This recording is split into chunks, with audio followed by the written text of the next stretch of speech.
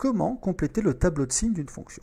Donc je rappelle qu'en mathématiques, le tableau de signes d'une fonction est un tableau à double entrée qui permet de visualiser le signe d'une expression algébrique sur un intervalle donné. Voici par exemple le tableau de signes d'une fonction f sur l'intervalle 0, 50. Nous pouvons voir grâce à ce tableau que la fonction f est nulle en x égale 12 et x égale 34, que la fonction f est positive sur l'intervalle 12, 34, et que la fonction f est négative sur l'intervalle 0, 12 et sur l'intervalle 34, 50. Donc nous allons voir à présent comment compléter le tableau de signes d'une fonction à partir de sa représentation graphique. Soit la fonction g de x égale moins 3x au carré plus 48. Déterminer le tableau de signes de la fonction g sur l'intervalle de 15. Donc je peux d'ores et déjà mettre les bornes de l'intervalle dans mon tableau de signes. Pour déterminer le signe de ma fonction sur un intervalle donné, je vais étudier la représentation graphique de cette fonction. Pour cela, je me rends dans le mode graphe de ma calculatrice et je définis la fonction à étudier. Moins 3x au carré plus 48. Étudier le signe de la fonction g revient à comparer la position relative de sa représentation graphique par rapport à l'axe des abscisses qui a pour coordonnées y égale 0. Donc en fonction 2, je définis y2 égale 0. Une fois que ceci est fait, je définis bien sûr l'intervalle de visualisation.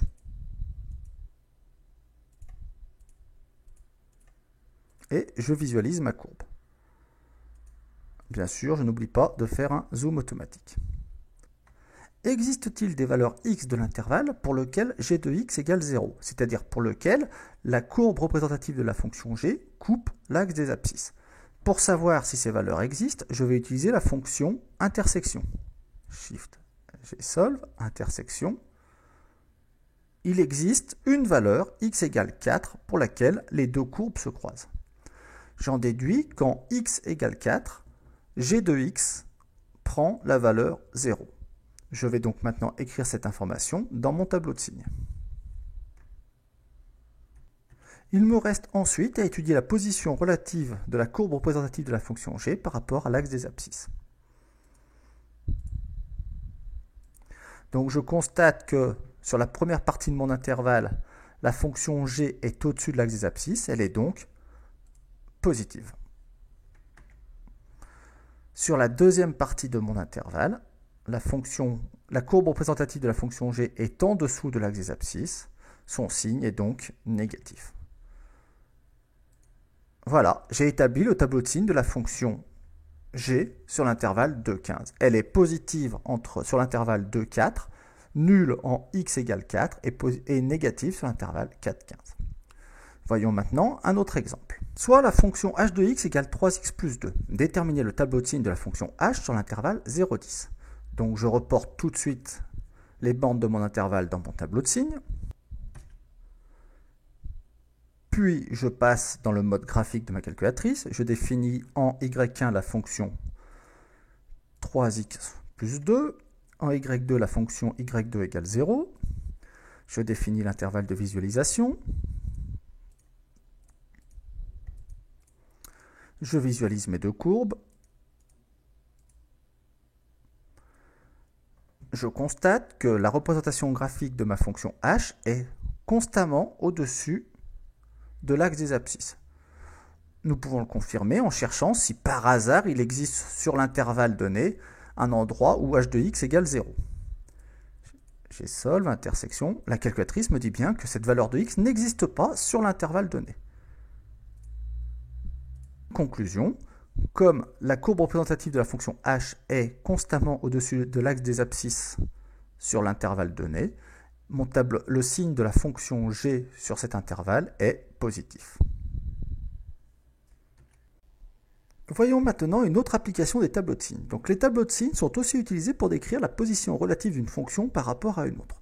Dans ce cas-là, nous avons ici les deux fonctions dont on souhaite comparer la position. Le tableau de signes prend la valeur 0 quand les courbes de f et de g se croisent. Le tableau de signes est positif quand la courbe f sera au-dessus de la courbe g. Et le tableau de signe sera négatif quand la courbe f sera en dessous de la courbe g. Voyons quelques exemples de ce type de tableau. Soit la fonction f définie sur l'intervalle 7,90 par f de x égale 558 sur x, et la fonction g définie sur le même intervalle par g de x égale moins 0,4x plus 40. Complétez le tableau de signe suivant. Donc nous constatons que nous souhaitons déterminer le signe de l'opération g de x moins f de x. Nous chercherons à savoir si g de x est au-dessus ou en dessous de f de x. Je me rends dans le menu graphe de ma calculatrice et je définis les deux fonctions étudiées. F de x 558 divisé par x et g de x moins 0,4x plus 40. Je définis l'intervalle de visualisation 7,90 et je visualise mes deux courbes. Existe-t-il des valeurs de x appartenant à l'intervalle 7,90 pour laquelle mes deux courbes se croisent, c'est-à-dire g de x égale f de x?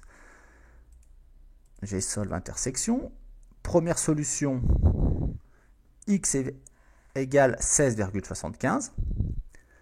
Existe-t-il une deuxième valeur, ou 2, ou 3, ou 4 d'ailleurs? Vérifions, donc Et la calculatrice me dit qu'il existe une deuxième solution à l'équation f de x égale g de x, 83,24. Y en existe-t-il une troisième? Non. Je vais maintenant placer les valeurs trouvées dans mon tableau de signes. Donc, je rappelle, on commence par définir les bornes de l'intervalle. Nous avons vu qu'il existait deux valeurs de x appartenant à l'intervalle pour lequel g de x égale f de x. Donc, une première valeur en 16,75. Et une deuxième valeur en x égale 83,24. Je vais maintenant m'intéresser au fait de savoir si la courbe représentative de G est au-dessus ou en dessous de celle de F.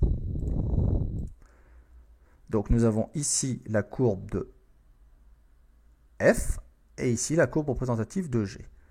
Donc sur la première partie de l'intervalle, la courbe G est en dessous de F, le résultat sera donc, le signe sera donc négatif.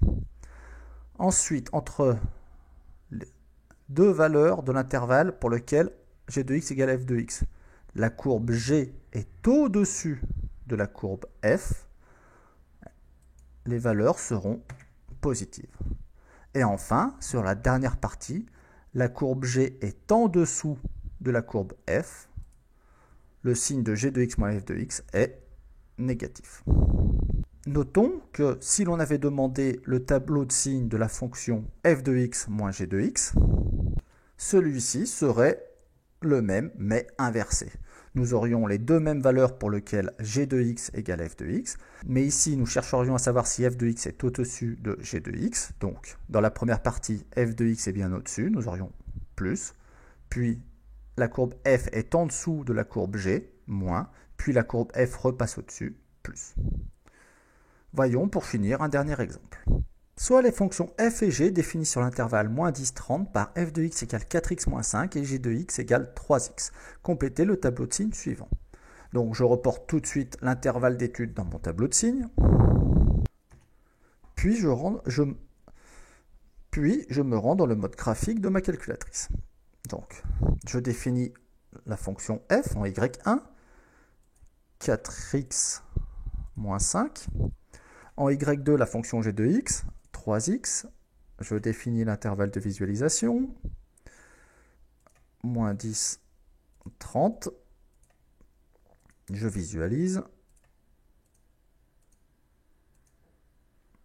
Existe-t-il des valeurs de x sur l'intervalle moins 10, 30 pour lequel f de x égale g de x? Donc, nous avons une solution en x égale 5. Y a-t-il d'autres solutions? Non. Donc je reporte cette valeur dans mon tableau de signes.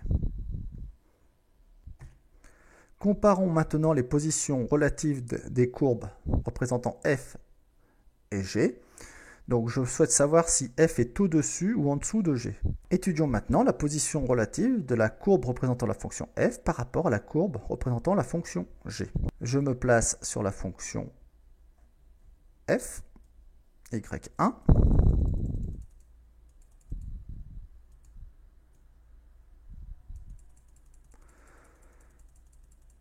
Je constate que sur la première partie de mon intervalle, la fonction f est en dessous de la fonction g, donc le signe sera négatif.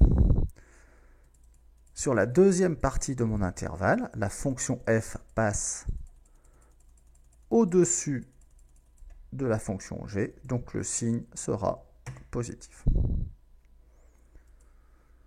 Voilà, vous savez dès à présent comment remplir le tableau de signes d'une fonction.